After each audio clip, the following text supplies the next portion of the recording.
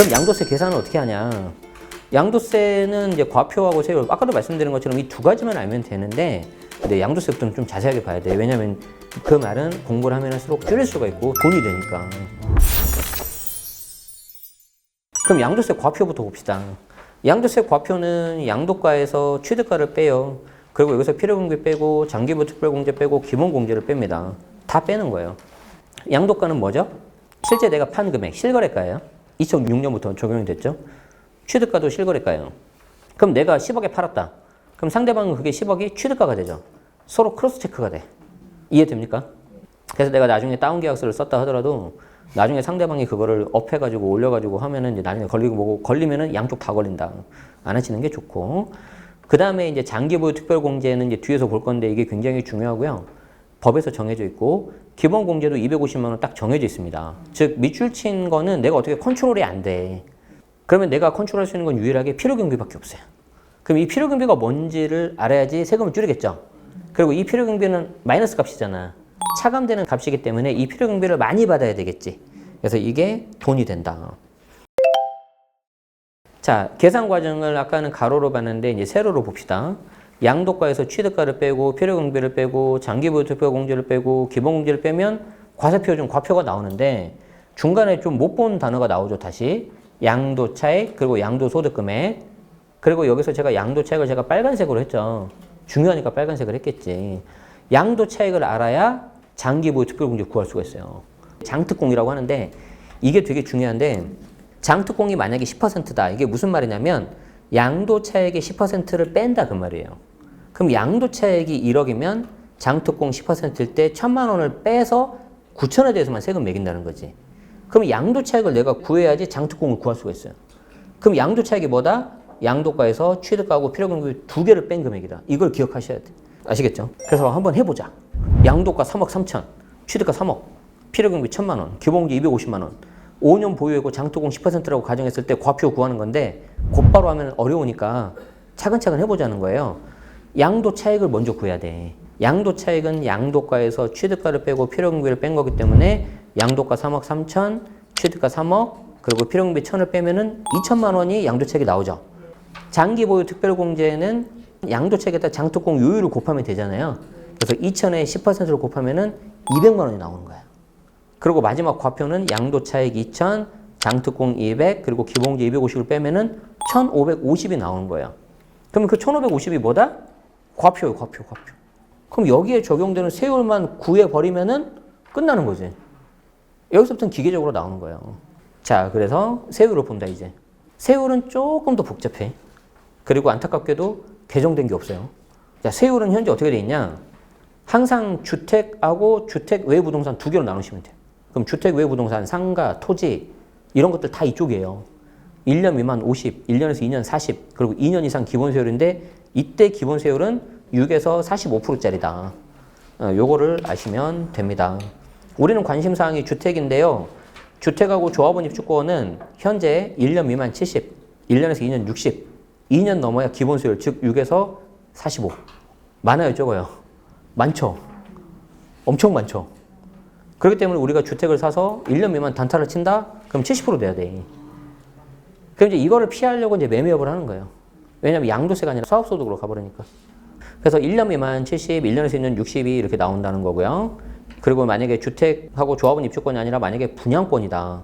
분양권이 나오면은 1년 미만 70, 그리고 1년 넘으면 60, 2년 넘어도 60, 등기 칠 때까지 60. 이거는 무슨 말이냐면은 실거주 무조건 하라는 거예요. 그런데 사실 이게 2020년 그때 개정됐는데 지금 부동산 분위기가 엄청 안 좋아졌잖아요. 이게 좀 바뀌어야 되지 않을까. 너무 세요, 너무 세. 여기에 분양가 상한제 단지 실거주 의무 또 있죠. 그래서 이 부분이 좀 이렇게 많이 좀 힘든 그런 게 된다. 자, 그리고 양도세 기본세율은 뭐냐면 2년 이상 보유하는 경우에 적용이 되는데 양도세 과표가 1,400, 뭐 5천, 8천, 1억 5천 금액이 커짐에 따라서 6에서 45까지 가고요. 최고 세율 45%는 과표가 10억이 넘은 경우에 적용이 돼요. 최근에 나왔던 기사 중에 이런 게 있던데 전현무 씨 아시죠? 요즘 인기 많잖아요. 저도 나 혼자 산다. 저는 초창기 때부터 많이 보고 그랬는데 나와가지고 그런 말 하시더라고요. 절반이 막 세금으로 다 나간대요. 돈을 많이 버시잖아요. 과표가 10억이 넘을 거다. 45%인데 여기에 지방소득세가 붙거든요. 10%? 그럼 49.5. 딱 절반이죠. 근데 이건 양도세잖아요. 양도세 기본 세율하고 종합소득세 세율하고 같아요. 5월 달에 신고하는 종합소득세 세율하고. 그러니까 내가 자영업을 하고 있다. 커피숍을 하고 있다. 고깃집을 하고 있다. 아니면 전현무 씨처럼 뭐 프리랜서로 받아가지고 사업소득으로 벌고 있다. 10억이 넘는다. 장사를 열심히 했다. 그럼 절반 세금입니다. 그럼 이제 못 살겠죠. 못 해먹겠다. 그럼 이제 옆에 이제 세무사 기장해 주는 세무사님이 슬쩍 말을 합니다. 법인으로 전환하시죠. 보통 5억 정도 넘어가면 전환을 해요. 그럼 전환하면 2억까지는 9%, 200억까지는 19%, 3천억인가 넘어가면 24%. 저의 법인의 최종 목표는 법인세율 24% 넣는 거야. 3천억 넘어서. 제발. 그래도 어지간하면 200억 내에 걸리겠죠. 19%예요. 그러니까 이거 하는 거예요.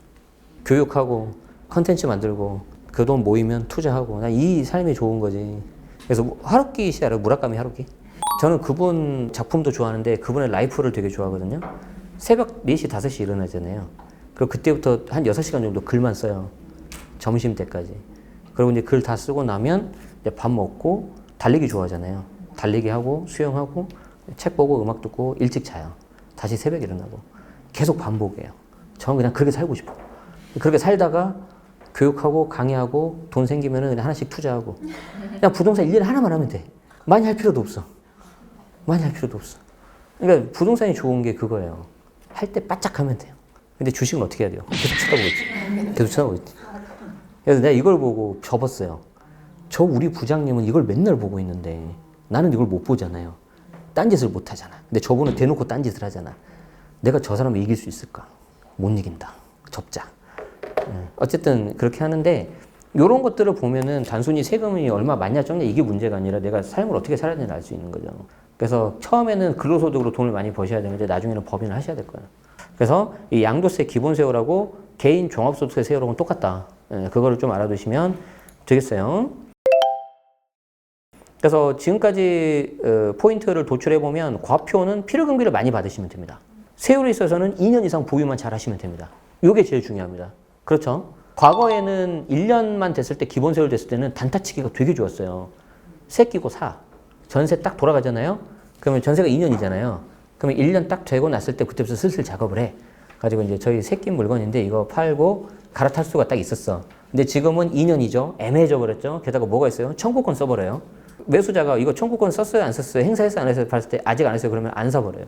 그러니까 본인이 실제 실거주를 한다면 상관이 없는데 소위 말해서 갭 투자를 한다면은 이 사람이 써버리면 못 하거든요. 잘 팔기도 애매하고. 그래서 요즘에는 계약갱신 청구권 쓴 물건들이 인기가 좋아요. 청구권 사용 완료 막 이렇게 떠. 그럼 여러분들은 어떻게 접근해야 돼요? 양도세만 보면 2년 이상 가지고 있다가 해야 되잖아. 근데 청구권까지 고려한다면 3년, 4년 정도 보시고 들어가야 돼. 그러니까 조급해 하시면 안 돼. 좀 투자를 좀 길게 해야 돼. 그리고 다음번에 상승장이 왔을 때는 저는 정말 운이 좋게 15, 16년대 투자해서 그냥 갭 막 2천, 3천짜리 했는데 그때는 그렇게 없을 거예요. 금액이 완전 달라질 거야. 그래서 좀 그런 부분을 감안하시면서 투자를 해야 된다.